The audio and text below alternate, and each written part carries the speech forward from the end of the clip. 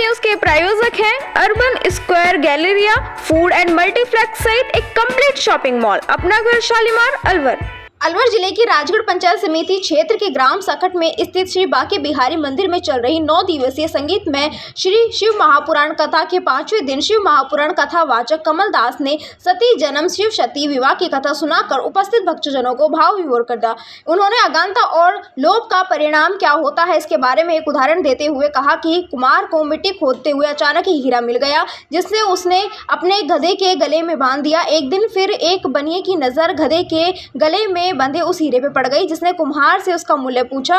कुम्हार ने कहा 1.25 सेर गुड़। बनिए ने कुम्हार को 1.25 सेर गुड़ देकर यह हीरा खरीद लिया। बनिए ने भी इस हीरे को एक चमकीला पत्थर समझा था, लेकिन अपनी तराजू की शोभा बढ़ाने के लिए उसकी डंडी से बांध दिया। एक दिन एक जौहरी की नज़र बनिए के उस तराजू पर पड़ी, जिसने बनिए से इसका दाम पूछा। बनिया ने कहा 5 रुपये। जौहरी कंजूस व लालची था, हीरे का मूल्य केवल 5 रुपये सुनकर समझ गया कि बनिए इस कीमती हीरे को एक साधारण पत्थर का टुकड़ा समझ रहा है। वह उसे भाव ताव करने लगा। 5 नहीं 4 रुपए ले लो। बनिए ने मना कर दिया क्योंकि उसने 4 रुपए का 1.25 सेर गुड़ खरीद कर लिया था। गोजौरी ने सोचा था कि इतना भी जल्दी ही क्या है, कल आकर फिर कहूँगा, यदि मान जाएगा तो 5 रुपए देकर खरीद लूँगा। संयोग से वह 2 घंटे बाद एक दूसरा जौहरी कुछ ज़रूरी सामान खरीदने उस बनिए की दुकान पर आया। तराजू पर बंधे हीरे को देखकर वह चौंक गया। उसने सामान खरीदने के बजाय चमकीले पत्थर का दाम पूछा।